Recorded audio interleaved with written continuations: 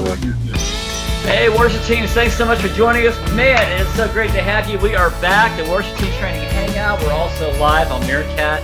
So if you have Meerkat, you can watch us by iPhone or Android or any tablet. But anyway, man, it is so awesome to have you. We are at a stellar show. This is our season finale for the season 2. Worship is a way of life, and man, we have gone on a long journey, and it's just been awesome to see all the different guests that we've had today, all the way looking back from the past few months, and just some fantastic stories.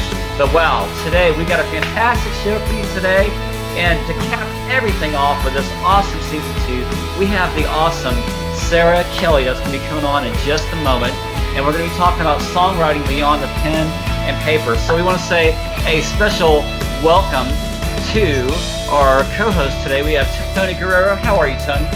I am doing splendid, and I'm excited about the season finale and finding out what the big cliffhanger is going to be. That's right. And I was just telling Sara about this, but I just found it. This is, I don't know if you're going to be able to tell. This is a picture of me and Sara right in the same room that we're in, Rod, that I'm in right now. Do you see it? Look at that. And you got a text of telling you somebody to take it down. Yeah. What they said. But it's good to have you, Tony. Thanks, man. And Swift David, what's up? Good evening, sir. I expected more hair to come out of that when you lifted up the hat, like, kid and play. How you doing, man? How you doing, man? It's good to be back. I've been traveling a lot, so I'm happy to be back here. And awesome. Joe, excited to see you always. Now, we talk on the phone every now and then, but it's good to see your mug. Thank you. It's good to be mug. Too, Tony. It's good to, yeah. And also, it's great to have you not muted. So today, we want to talk about today's show.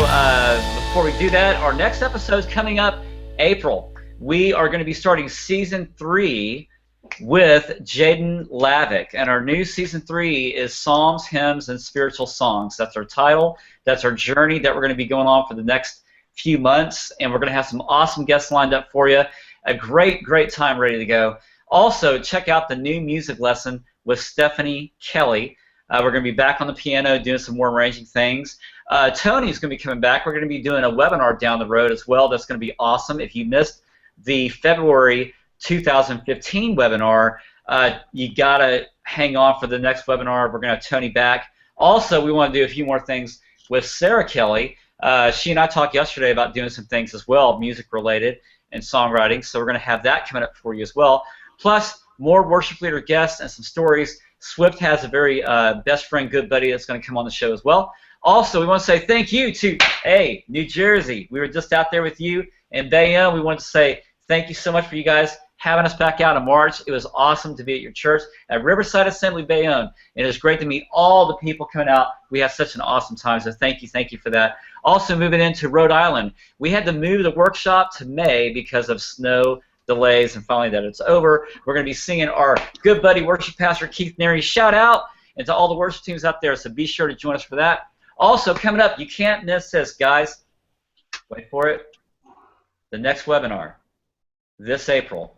Sally Morgenthaler. Yes, wow. Sally's coming on, and we're going to be talking about the pastor problem. Awesome show. You can't miss it. Everything that you want to know that was awkward and weird that you already know to be true, you can be validated at this next webinar, because we're going to be talking about the conflict between worship leaders and pastors and how do we go about it to make things right and to make things workable within your staff to get you on a better road for your ministry. So today, if you got questions about today's show, you want to message us, go to Twitter. If you're watching us at Meerkat, awesome. Twitter, message us at WorshipTT, or simply comment in the comment box below on the YouTube screen that you're watching right now, and also hashtag Worship Team Hangout. Anyway, let's go ahead and get to it. We have our special guest show. Sorry, we're going to have to interrupt you. Hold your applause for the moment, and I'll get right back with you guys. Coming up, check it out. Our special guest for today, Sara Kelly, is the 2-time nominated Grammy Award artist. She pushes beyond the typical CCM safe female voice, and lyrically she is so honest, she writes from the depths of her soul. She is a true, authentic artist who breaks the mold as a worshiper and writer above the status quo or the Christian music trends. We all gotta love that. She has sold approximately 250,000 albums worldwide, and has collaborated with Jars of Clay, Toby Mac, Slash, and of course our very own Tony Guerrero. Her new album is entitled My Corner of Heaven, which you can find now at SaraKelly.com and iTunes. So, ladies and gentlemen, without further ado, please welcome the fabulous Sara Kelly. How are you, Sara? Very good. Great to have you, sweetheart. How are you today? It is. It's so good to be here. Thank you so much for having me. Thank you for that intro. Wow. You forgot beautiful. I want to add to that intro because I was involved in the planning of all the purpose-driven worship conferences. I've been a speaker at all the national worship leader conferences, and I say all that just because I've been to 1 million worship conferences and sat through 1 million songwriting classes, and I've got to say, Sara Kelly's songwriting class is the best one I've ever sat through. So, that's a plug for the webinar. Well, So definitely check out the webinar when that comes up, but if you get a chance to. right. And what's awesome, too, about that, Tony, is that, Tony, you've been telling me for years that we need to connect with Sara and get her on, so I'm glad that you finally made that happen. Thank you for that. You're welcome. It's a shame we're out of time now because it'd be great to hear it. I know. We're taking so much time talking about Sara, we haven't talked about the rest of our show. So let's go ahead and get to it. We're talking today about songwriting beyond the pen and paper. So let's go to our first question. Sara, let's ask you, how does worship songwriting go beyond the pen and paper? Ooh, well, you got to write your heart. That's for sure. But I live and breathe by a certain story in the Bible. It's my very favorite. If you know me at all, you're going to hear me talk about this. Acts 16:25 says that at about midnight, Paul and Silas prayed and sang hymns. And the rest of the prisoners were listening to them. And then all of a sudden, all of their chains fell, and all of the walls came down. And I just think that if we write our heart, if we write in the middle of our circumstances, and if we will literally be in that moment and be honest with our worship, our situations will change. And the other prisoners were watching, okay? They were probably laughing a little bit. It doesn't matter who's watching or what they're thinking. Their chains fall too. Their walls fall too. If we'll sit in the middle of our circumstance and literally worship in the center of it, that's called faith. And then it's released. And that is where power is in worship. That's when power meets worship, when faith meets worship. And I think that's best done through original songs because they're going to be right in your moment. It's hard to lie in the language of music. It sounds awful if you lie. In the language of music, it sounds cheesy. We've all heard it before. And that's when I think the rubber meets the road, is when we're honest with ourselves and our congregations, where we're at. We can be human. We're vulnerable. We worship in the middle of it, and then they worship in the middle of it. And stuff happens. That's when miracles happen. So. Wow. Is that okay? Yeah, great. Thank you for that. Swift, what does that mean for you when worship writing goes beyond the pen and paper? What does that mean to you? Well, as I was listening to Sara say that, I was totally in agreement with that. I think that honesty is... Agreeus? No, I agree with that. Okay. That might... Making sure you aren't coining a new term. Yeah. Go ahead, sorry. Anyway, what I was saying is that I think what she's saying is 110% genuine. Is all about what you need to be focused on first, and how that's going to be 100%, 110% genuine is focusing in on what God has put on your heart. And first of all, just pouring yourself out and letting God fill you, that would be like the first step you're going to take, so you can be honest about what you're going to be writing. If you're writing Christian, or even if you're writing secular, I think you still should incorporate God in everything you do.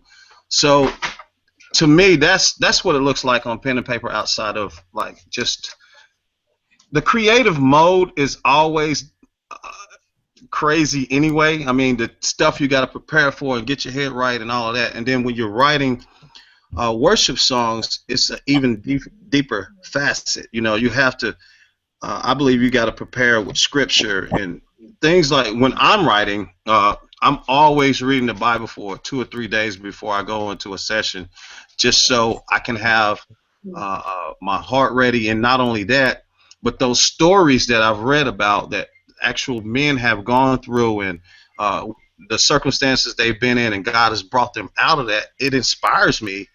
And it kind of becomes relevant to what I'm writing too, because sometimes God just puts me in that moment with what I'm reading, and it connects with what I'm writing because I might be dealing with that at that time. So I say, stay in the Bible when you're doing that. Stay prayed up, and all of those things come together, man. It'll blow you away sometimes with some stuff you write. Good. Tony, how about you? What's your take on the topic? Well, I've talked about this a little bit before here. I like to look back at, you look at Old Testament, and you see that altars were built as a regular practice in people's lives, that when God would do something or promise something, or when you were praying to God about something, you would build an altar, and these altars would commemorate something that God is doing in your life or among his people, or something he's going to do. And an altar was essentially a static place. It would be there long after the altar builder left, and so that others could walk by, see this altar, and know that in this place God did this in this person's life. And that's all throughout Scripture. We see altars being built, but in our culture we don't build altars anymore. And for me, the only people now that are really the altar builders are the songwriters, because they write from a genuine experience with God, that God has done something in your life or is promising something or whatever it is, and you put that into a song. That song, like an altar, will be there years after you're gone, and others will be able to visit that song and remember this. God did this in that person's life. Like when you think about, we all know the story of the writing of the song "Heart of Worship." How often do we think of that song and think of that story and what went on in Matt Redman's church that caused him to write that? So that song is an altar. So we, the songwriters, we're the altar builders today. So that's, to me, that's beyond just the pen and paper task of writing it, is that we are building altars to what God has done in our lives. And you know, here's another thing too for me, is that when I look back at the songs that I've written, because I go through phases where I might write a ton, but there is because I know the craft of songwriting, it's easy to fall into that task of just doing the craft. But when I write from a genuine experience in God, I can look back 15 years later and remember those songs are the ones that are powerful to me. Those are the ones that other people latched onto and that resonated with other people, were the ones that were from real experiences, those were real altars, not just here's how you write a song and here's a little ditty. Right. Yeah, I mean, there's no, like, people try to tell you a science of writing and stuff. I mean, you can give basic fundamentals and preparation about writing, but still, when you're in there and you're doing it, man, you can't really explain that. You know what I'm saying? That magic when it happens, you can't explain that. Awesome, guys. Let's go into this. I mean, Tony, I love what you said. You mentioned that before, and I love that phrase about how today's songwriters are God's altar builders of the day. That's awesome. That's phenomenal. Yeah, I mean, it's a true word. Sara, you have a lot of background into that same kind of frame of thought, and so another question would be how does an artist, or let's say like a normal Joe person, see themselves in God's eyes? how does that affect the way they pursue their calling? And if I remember right, in your testimony, you had said after going through a difficult time, the church didn't reject me. I disqualified myself from God's call on my life. Can you talk a little bit about that and tell us how did God use that to turn around your life and writing to help others? Oh man, yeah, I would love to.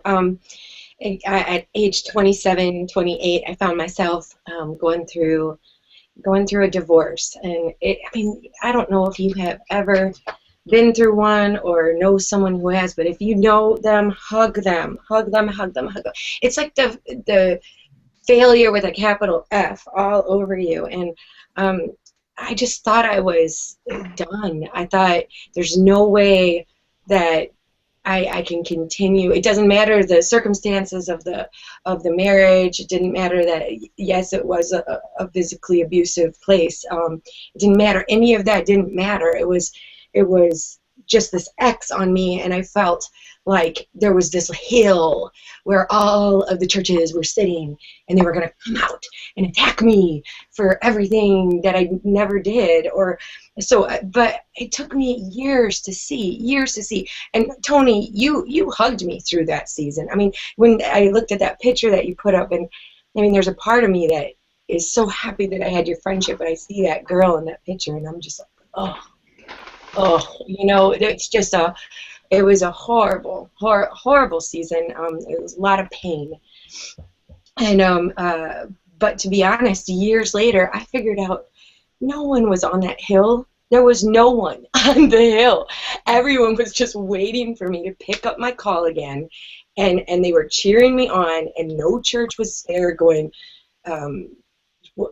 bad girl, we hate you for wanting to live. No one was doing that. No one was.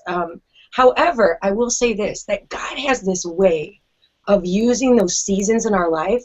I'm a top 30 artist in a very small country, but it's Sweden. I love Sweden. Sweden is my heart. I love that country. 1% Christian. And because of the album that came out of that season in my life, that is what enabled me to be a top 30 artist there. So God uses that over and over and over and over in my life. It's still probably my favorite album that I've ever. That's The Altar. It was me trying. The power's in the try. The power is not in the action. The power is not in the failure or the success. The power is in the try. It says that man looks upon the outside, God looks upon the heart. If we're trying, we're winning. And I didn't understand that then. I didn't understand the concept of true grace, that if we try, His grace comes in and fills in all the holes. And I tried. I tried in that marriage. I was trying to honor God with my songs, even when I was angry. I was trying, and He honored it. Oh my gosh, He honored it. I have a music school, 110 songwriters. I get to lead worship in the 7th largest church in America. Not that that matters, but He never gave up on me. He never gave up on my call. I did, and the church never gave up on me.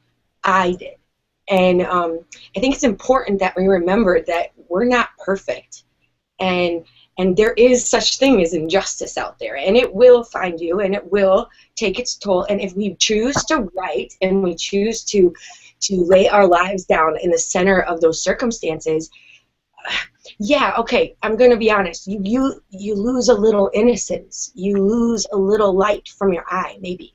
You're not the girl or the guy, sorry, with the bright eyes anymore, but you have a faith that is strong, and it's replaced. That innocence, that brightness is replaced by the strong faith. I would not go back to who I was before all of the abuse. I am stronger now. My faith is strong, and that's when you see mountains move. When you have the faith, not when you have the shine. When you have the faith. Yeah. So I mean, anyways, yeah, I don't know. I think I've been on circles on this question, but that's me. I'm emotional. This is what we do. Love it. Love it. That's what we're looking for. Good stuff. That's good. That's pouring out right there. I love that. Oh, that's right. Thanks for that, Sarah. Now, let me ask you this, Swift. I'll put this to you. We have a viewer question that came in. This is by Rocket One Music, and some other symbols in there for his handle. They say, how do you introduce new songs, like songs that you've written? What's the best way you can introduce that to your church? Oh man, you gave that to me. Yeah, I did. Well, I think 1 minute. you can't. When I did it, I didn't announce that it was my song. Actually, I just said, "Hey, this is a new song that and we're gonna. It's called blah blah blah," and I just started singing it. Now, you got to deal with the train wreck if it's a train wreck or if it doesn't work or whatever. But don't get discouraged by that. Just push forward. Pray through all of that stuff, and that's what I do. I pray through a lot of stuff all the time. I'm always praying about everything that I do because, I feel like if God is in it, then it'll move properly. And sometimes stuff doesn't go right, but that doesn't mean it failed. So, my advice would be just do the song and say what it is. Don't say I wrote this song. Don't give yourself the glory. Give it to God and just move on. That's good. And see what happens. Awesome. Good word. Thanks for that. Tony, go to you. We have our last question here. I want to share that with the rest. What do we do to presently raise up the younger and aspiring artists in the church to pursue their calling to write for God?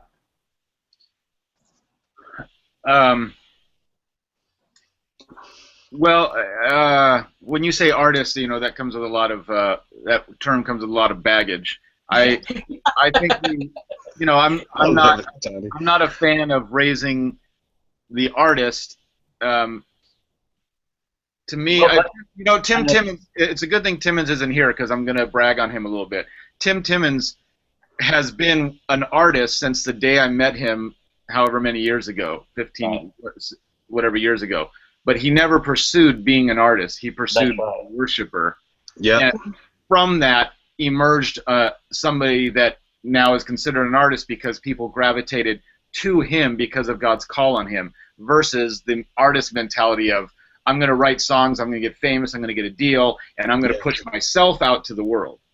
And that's a big difference. And so I don't encourage the artist, so to speak. I encourage people to pursue their calling. And I feel like we're all called to write, even actually we're all called to be creative. Yes. Because the very first act we see God doing is creation, and then the next act is what? He creates us in His image, right? Yeah. So if we are all in His image, all of us, not just us artist types, then we are all creative. Everybody everybody you walk on the street is a creative soul, and so we're all called to create. And for some of us, it's in songwriting. For some of us, it's in how we deal with relationships, or it's in accounting or whatever, but we all have this creative nature.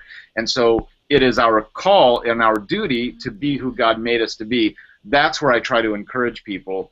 And because not every song is going to be good, not every songwriter is going to be good, but that need to create has to be fed, and that's what I try to encourage. And then you look at it as a skill, that if we're going to take a skill and give it to God, we have a duty and a responsibility to perfect and refine that skill, and to remember that you will never, ever, ever be the best.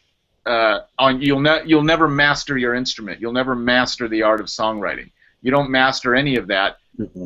We can't get there, but which allows us from today till the day we die to constantly strive for more for the glory of God. And that's another thing to encourage, is always work towards getting better at it. Awesome. Thanks for that, Tony. Sarah, will you take us home on that last one too? How can we encourage our writers in the church, as you talked a lot about emotion and allowing the Lord work within your current circumstance? How can we encourage them to write beyond the pen and paper? I think it's pretty straightforward. Just give them a chance to do it. If you I would love to encourage any worship leader out there to take a little writing retreat. Take an afternoon and do a writing. The thing is that they don't think they can do it. Mm-hmm. And you have to just help them do it. I have a songwriting school. Like I said, I have 110 students. I've had thousands of students over the years. None of them come to me for songwriting. They all come to me for piano lessons or singing lessons. They all want to sing, you know. And then I kind of trick them into songwriting. Not anymore. Nice. Because I think it's so important. You know, I used to see in black and white. Now I see in color. It gives you a way to get through things. It gives you a way to realign yourself. Like you write something and you're like, ooh, that wasn't very good. I shouldn't be thinking that. I should be thinking this. And then you train yourself. It's counseling on a different level. So whether it's used in the church or not, I think the best way you can encourage your young people to write is let them write what's on their heart, okay? Like let them do their words. Maybe it's about a girl or a guy or whatever. Don't just going, we never knew a worship song for this Sunday. I mean, literally, it's not going to work. That's what Swift does. If you tell them to write holy and worthy, it's not good, especially the young ones. If you tell them to do anything, they naturally want to not do it. So, yes. So what we need to do, I work with all high school and college age. So what we need to do is just let them be. Let them write what they write. Help them get it out. Give them their chords. Give them a good melody. Don't get all weird about it. Like the whole I own 20% of the song. Get over it. Help them. And then, write for them if you have to, but just help them get it out.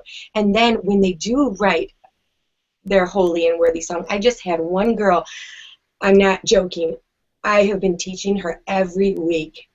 She's 15 years old for 3 years now. She wrote her first worship song this week. I am not even joking you. It was so anointed. It was so fresh. It was in a language that I've never heard in a worship song. It made me come out of my skin. Wow. If you just let them be and let it naturally happen, and just come alongside of the song and the person. And if you'll be on the long haul with them, whoo, it's gonna get good. It's gonna get good in your church. Awesome. So just help them. Yeah. Help them. And don't want a percentage, for Pete's sake. Stop doing that. Weird. And what was that voice you used? We could get you 20%. Oh, no, you didn't. You're far away, mister. Very good. Well, unfortunately, you have to let us go over time. So, but no, all in good fun, man. This is a great show, everybody. What a way to cap off season 2, Worship is a Way of Life, with Sara Kelly. Wow, awesome, Sara. Thanks so much for being on with us today. This is just You're awesome, Sara. I love you. Great show, and a great season. So we're gonna have Sara back. We want to thank, Tony. of course, Swift for joining us today, and also Tony. Always, it's a pleasure. And we also want to say hello, shout out to Tim Timmons. He's in the studio right now recording. So we hope that goes well. Phenomenal show, by the way. Hey, be quiet. And also Stephanie Kelly, she's going to be joining us back on the next episode. So be sure to check those guys out. And most of all, importantly, thank you, Sara Kelly, again for joining us. Please check out her new CD, My Corner of Heaven. And you can find that on iTunes and also SaraKelly.com. And so, Sara, it's been a pleasure. Thank you so much for your time this morning. Great to have you. We're going to have you back again. You are so welcome. Thank you for having me. That was a blast. Sure, and it goes by quick, too. Very quick. So at April 14th, we got coming up our new season, Season 3, with Psalms, Hymns, and Spiritual Songs, kicking that off with Jaden Lavick. So Tony is going to help us with that. It's going to be great to have Jaden on. And also, I'm sorry, no, that was April 15th. April 15th is our new Season 3 premiere. April 14th, that's next Tuesday, Sally Morgenthaler with our free webinar, 8 p.m. Tuesday, 8 p.m. Central Standard Time. Free webinar, The Pastor Problem. So you got to check that out. It's going to be very, very good. We got a lot of comments on it already about, hey, what's this about? Are you taking out pastors? Well, no, we're not. So just a little ease your mind right there. But hey, anyway, thank you so much for joining us today, folks. It's been a pleasure. Thanks for hanging out with us on the Worship Team Training Hangout. And again, we thank you for having Sara here with us. And we hope you guys all the best for today. May God bless you and your worship team. And we'll see you back next April 15th with Jaden Lavick. Take care. Have an awesome day.